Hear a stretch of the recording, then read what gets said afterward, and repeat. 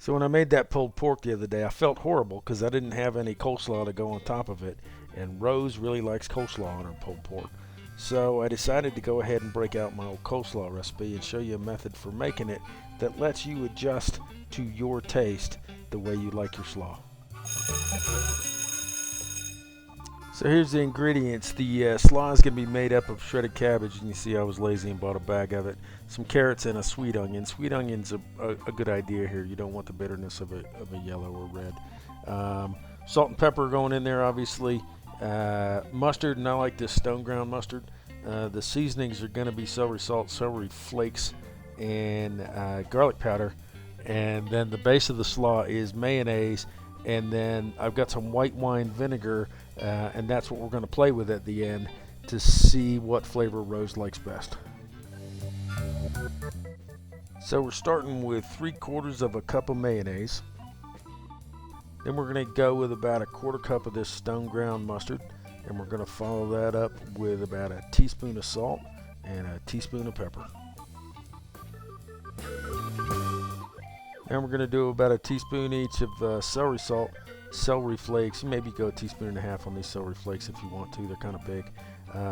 And then about a teaspoon of garlic powder. And then the last ingredient that you see sitting off there is that white wine vinegar, and we're going to wait.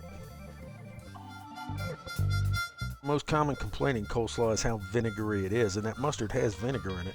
So we're going to go ahead and stir this up and taste test it and see if we need more vinegar or there's enough in here already. And the official taste tester for this is going to be Rose, because she's the one who likes coleslaw. I'm not a huge coleslaw fan. So we're going to go visit Rose and get her feeling, and she thinks it's good as it is. And I gotta say, I'm inclined to agree, so we're going to go with this mixture. Through the magic of filmmaking, my onion has been sliced thin, the cabbage was already shredded, and the carrots have been shredded. I question whether that's too much carrots. We'll see here in a minute. Alright, everybody in the pool, I say everybody but about half that amount of carrot. That was just too much. So note to self, instead of 3 carrots, it's about a carrot and a half. Otherwise, this looks good. So now grab you a pair of tongs and toss and toss and toss. Takes a little while because that dressing's a little thick, but you want dressing on everything. The real test is to put some of this on one of these pulled pork sandwiches. So we're going to put some of this on there, and we're going to let Rose taste it, and we're going to see how it turns out. And look at that, it's going to be in the Clean Plate Club.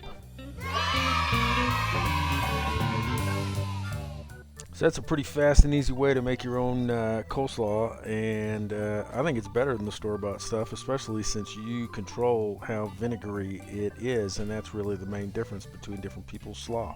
So start with a little mustard and no vinegar, and then work your way up the vinegar scale until you get it where you like it.